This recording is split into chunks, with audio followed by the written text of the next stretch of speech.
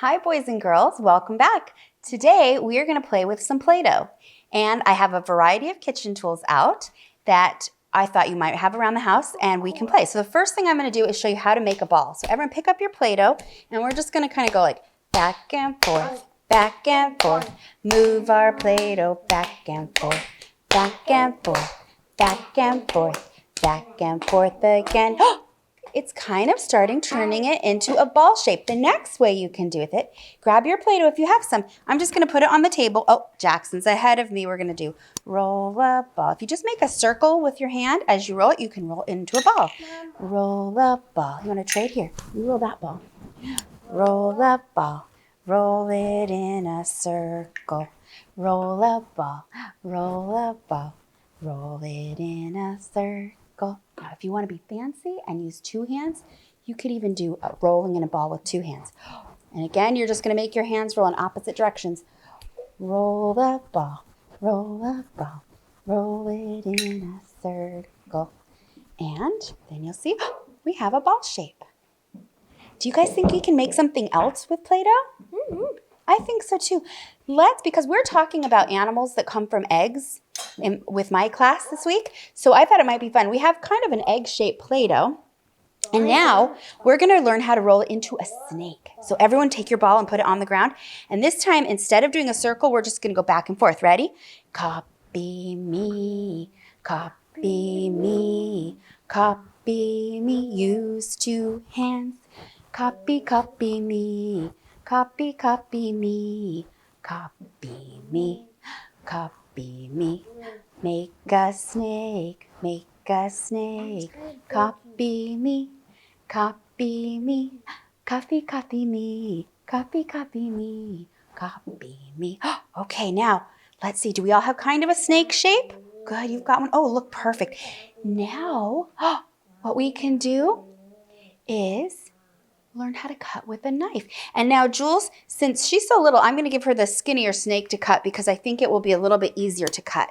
So I'm going to give you that one, and I'm going to give you a plastic knife, and you can practice going cut. And I'm going to quickly make mine into a long snake.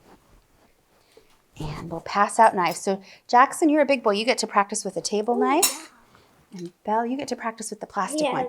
And to cut, you can do as many pieces as you want. And I'm just going to go slice. So when you cut, if you go back and forth like that, slice, slice, slice. And this is a perfect time to teach your children how to cut. Because Play-Doh is pretty easy. And these table knives don't have any edge, so I'm not worried about them cutting themselves. And you can cut your pieces big or skinny, long or short. I'm just going to cut a bunch. I'm going to cut mine into so many pieces. And now we could add another thing. Should we do some math? You think so too? I love math. Okay, let's count. I'm going to count how many pieces I have. Help me count. 1, 2, 3, 4, 5, 6, 7, 8, 9, 10, 11, 12, 13. I have 8. I have 13. You have 8. So who has more pieces of Play-Doh? You. Bella or me? You. How do you know? Because 13, you said 13, 8 when you were counting. Bella had 8 and I have 13. And 13 is more than 8. So they were right. How about you? Way more than us. She does have a lot of pieces. And look, she's working really hard to practice using a knife too. She did it, Mama. She's doing a fantastic job. Play-Doh is fun for kids of all ages as long as they don't put food there, put stuff in their mouth that they could choke on. And luckily at 2.5, Juliana is not going to choke on that. Okay, so now that we've made our little pieces, I thought it would be fun to see what else we could do. So I brought out some forks. So everyone find a fork. There's one for you. Here, Jules, you want a fork? And you could even just take your little pieces and see what happens if you push your fork through it. Ooh, what does it look like? You can make designs. It looks like scratches. Oh, kind of. Yeah, it kind of does look like scratches. And then you could go back and forth. You could poke it and pretend. Oh, delightful. It is so good for this little tea party. You can always do pretend play with Play-Doh too. Looks like meat, kind of. Oh, kind of. Yeah, you could pretend you're cooking a hamburger. Oh, if you're going to do that, maybe you'd want a different tool. Like, shh, time to flip over the burgers, everybody. Get a flipper and practice. Oh, I got it. You want to try? Medicine. You could pretend.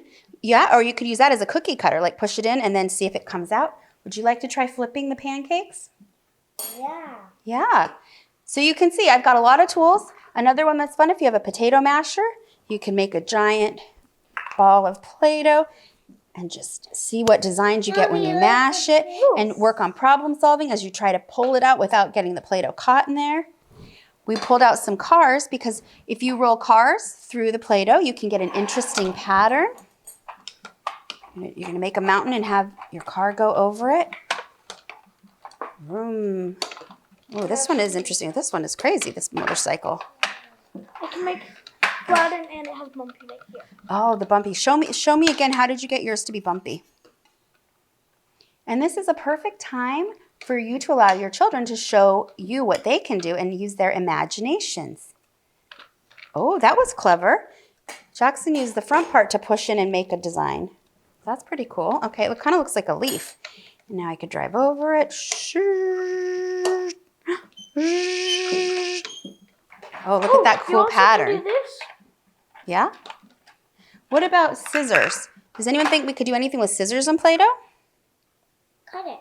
You could do it that way. Bella had another idea, like Jackson. my hand You could cut it. Oh, don't really eat it though. Just pretend. There you go. Are you guys doing pretend sure. play with your Play-Doh too? There are so many fun things you could do. Bella, can you practice cutting with scissors? Oh Yeah, man, that is For so very young cool. children, Play-Doh is actually a perfect place to start with cutting because it's so easy to snip, much easier than paper, and it's a great fine motor skill. Okay, now that we've cooked the Play-Doh, I've dumped it out on the counter, we've kneaded it, and it's time to store it. We're done playing with it. So you might be wondering, how do we keep this Play-Doh? Well, it's really easy.